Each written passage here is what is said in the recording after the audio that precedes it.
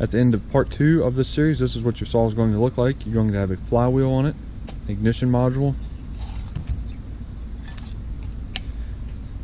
a working chain brake, clutch drum, and chain tensioner. I did find muffler gaskets that were in with the original cylinder, with the cylinder base gasket and that packaging. So I put those on off camera. So the next thing I'm going to do is install the flywheel, get started tonight. My camera battery died there, but I went ahead and put the flywheel on off camera. I had the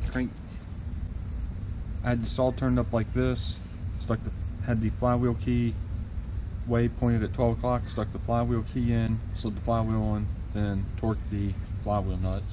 See, the flywheel nut is black. I have the ignition module already attached to the wiring. It was not attached on mine.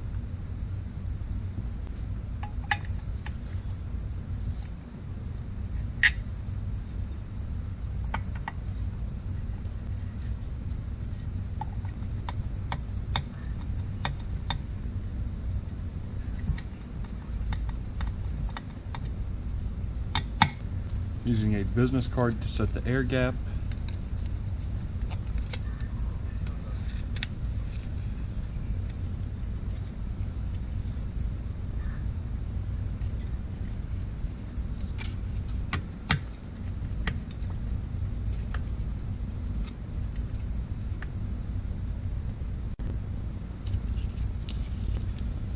Now we're ready to put the oil pump on.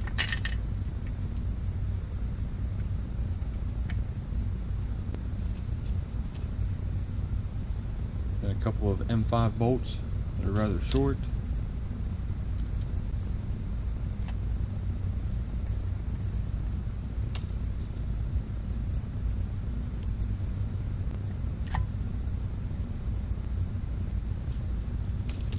Going to go ahead and put the worm gear on.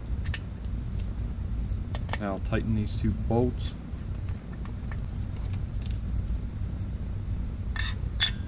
Slide this plate on.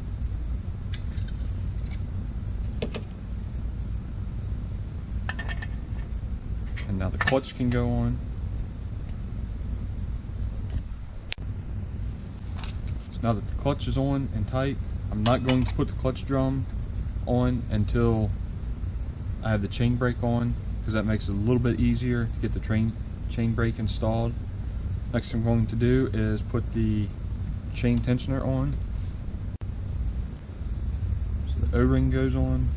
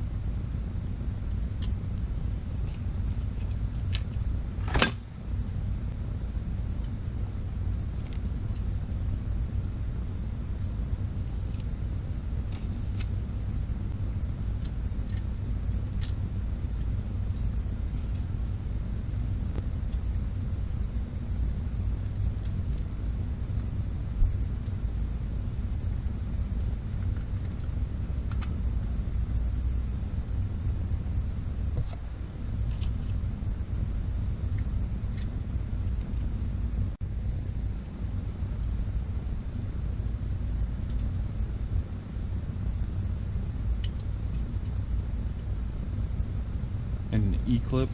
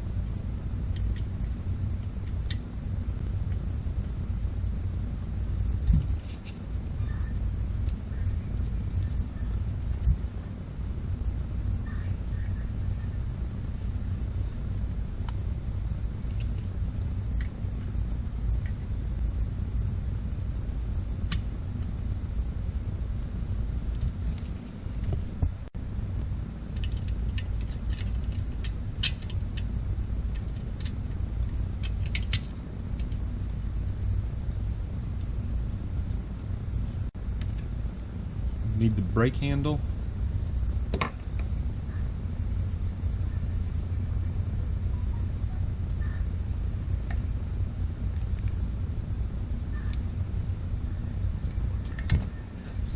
Flip this up for just 1 second.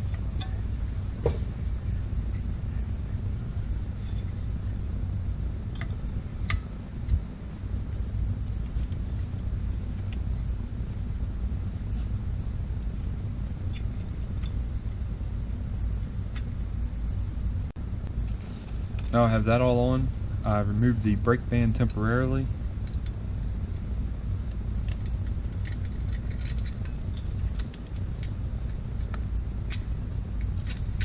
Slip it into the chain brake.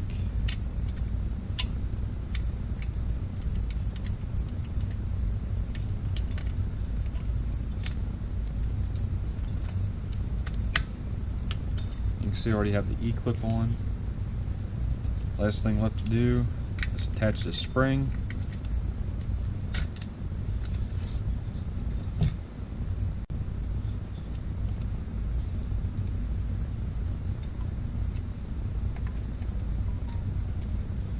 And you can see without the clutch drum on the saw how easy that was to do. I don't want to pull on the brake handle completely without the cover on because I think the cover helps hold that spring on somewhat. And there's a bag with 3 small M5 screws left.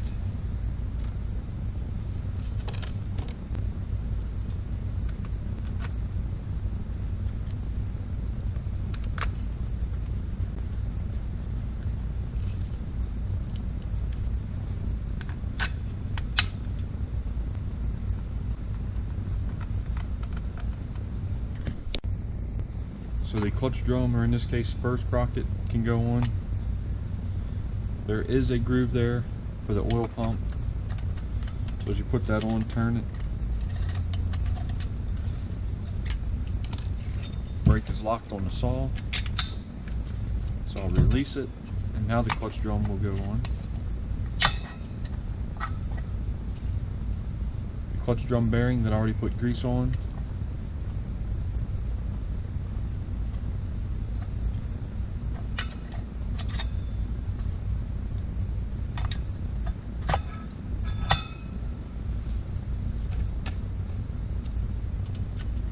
Washer, and now the E-clip.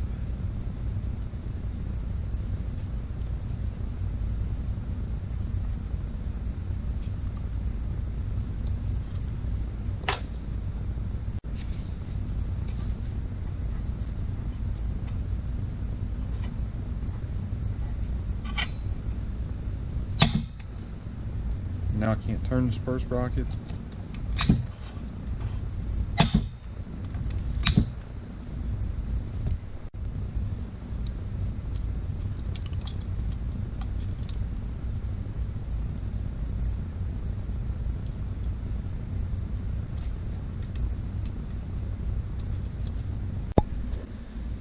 So to look at where we are on the saw right now, you can see that there's not very much hardware left.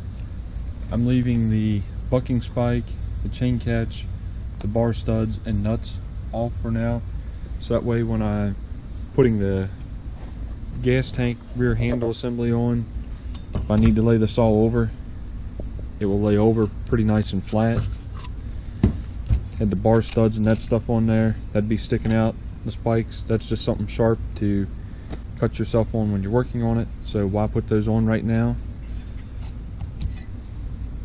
But as I mentioned, I'm running out of hardware, so we're getting very close to having a running saw. You can see that all this stuff right here is pretty much cosmetic stuff, like the air filter cover, the top cover, the side cover for the chain, the recoil assembly, and then the wrap handle.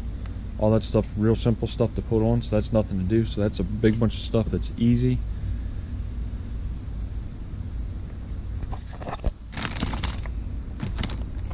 So that pretty much leaves me with getting the rear handle fuel tank assembly on the saw, and Then once that's on, I need to put the carburetor.